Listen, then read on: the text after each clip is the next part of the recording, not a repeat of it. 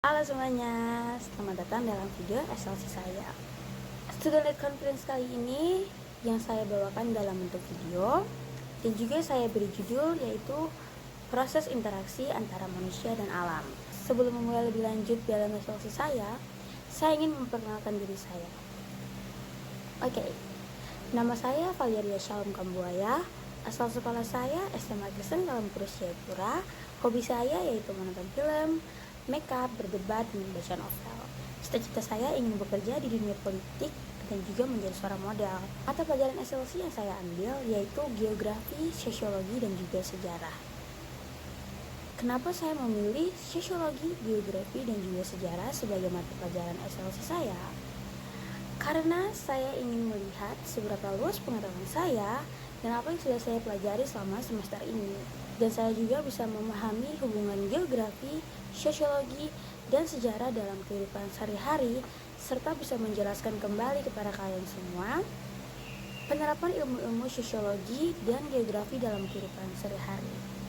SLC kali ini tujuan pembelajarannya itu ada 3.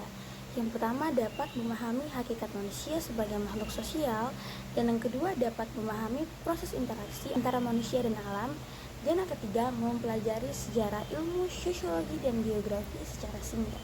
Oke, pada materi yang pertama saya ingin membahas tentang pelajaran geografi yang berfokus kepada keadaan topologi. Oke, jadi keadaan topologi itu adalah sebuah keadaan yang mempengaruhi fenomena geosfer yang terjadi antara satu daerah dengan daerah lainnya. Sehingga keadaan ini tuh berpengaruh pada mata pencaharian. Jadi keadaan itu berpengaruh kepada profesi seseorang untuk memenuhi kebutuhan hidup masyarakat di daerah atau wilayah tersebut. Nah, topologi juga tuh dia punya aspek topologi itu dia mempunyai beberapa unsur-unsur. Yang pertama tuh unsur luas, batasan waktu, wilayah, letak, dan morfologi suatu wilayah. Dan juga berbicara mengenai pendekatan ekologi. Contohnya tuh kemampuan manusia dalam memanfaatkan lingkungan untuk beraktivitas adalah salah satu contohnya. Jadi kayak macam orang yang tinggal di daerah pantai, dia akan mempunyai aktivitas yang berbeda dengan manusia yang tinggal di daerah pegunungan. Itu yang disebut sebagai keadaan topologi. Oke, selanjutnya saya mau mengajak teman-teman untuk belajar mengenai konsep geografi. Nah, dalam geografi ini dia punya konsep. Nah, konsep yang ingin saya bahas terkait dengan keadaan topologi yaitu konsep diferensi area. Nah, jadi diferensi area ini adalah karakteristik yang khas dari suatu wilayah. Jadi ini khas dari suatu wilayah tersebut. Konsep ini tuh digunakan untuk mempelajari perbedaan fenomena geosfer antara satu daerah dengan satu daerah yang lainnya atau dengan daerah yang lainnya. Atau lebih jelasnya konsep ini digunakan untuk melihat jenis mata pencaharian.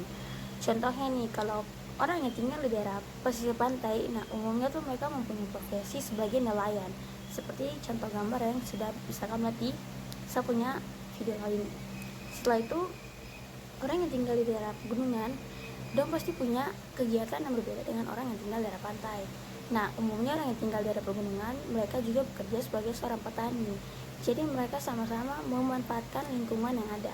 Oke, next saya masuk ke dalam pelajaran sosiologi. Oke, jadi saya ingin membahas tentang realitas sosial. Ini pasti akan selalu, ini sudah terjadi, benar-benar selalu terjadi. Realitas sosial itu adalah realita, berarti memang benar-benar terjadi.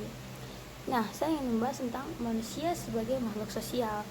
Pada hakikatnya manusia adalah makhluk sosial yang harus bekerja atau melakukan suatu upaya untuk memenuhi kebutuhannya. Hal ini disebut sebagai realitas sosial. Nah, realitas sosial adalah segala fenomena atau kenyataan di masyarakat yang terjadi di luar diri atau bukan kemauan diri sendiri yang tidak dapat dihindari. Nah, konsep ini semakin memperjelas bahwa manusia harus bekerja agar kebutuhannya dapat terpenuhi. Oke, sekarang saya ingin mengajarkan sama-sama untuk belajar mengenai sejarah. Nah,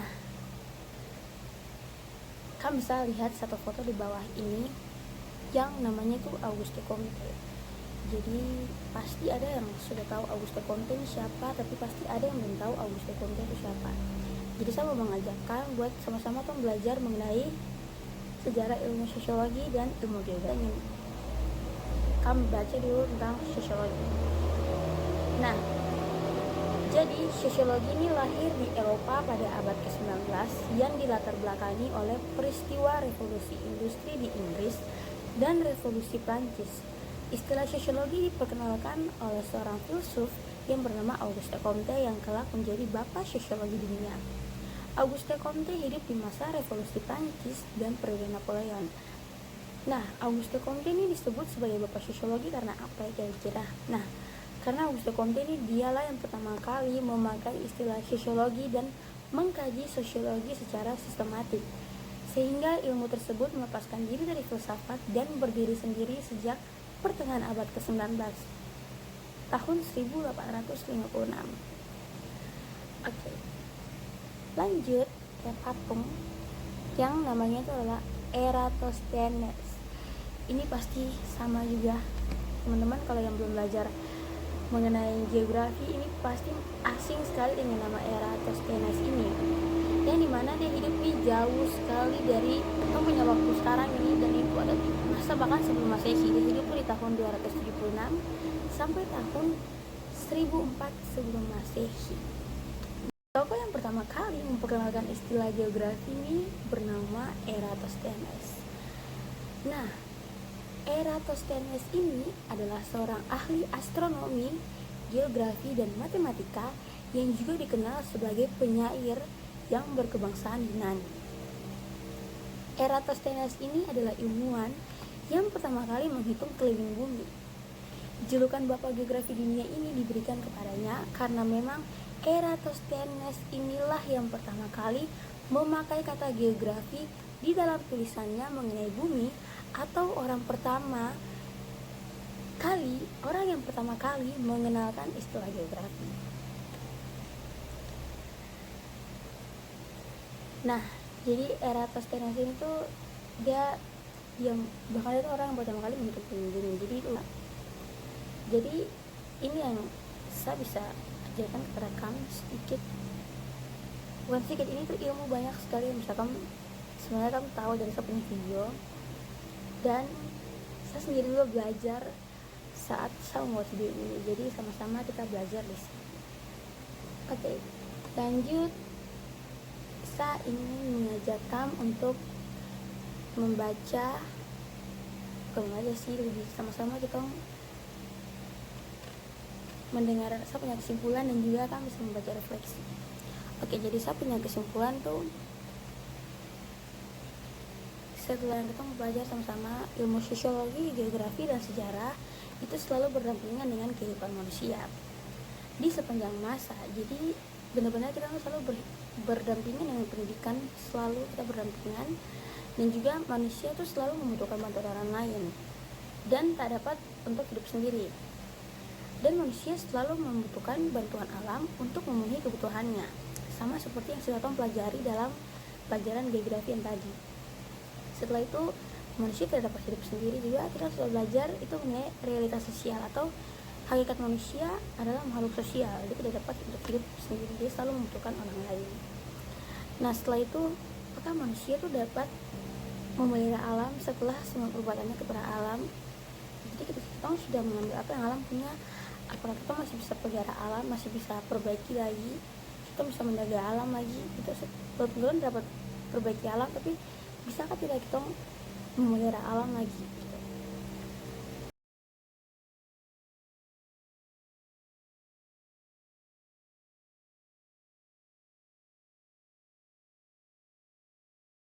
Jadi sekian dari saya punya video. Terima kasih untuk kamu yang sudah nonton, dan yang kamu sudah baca, dan yang kamu sudah dengar.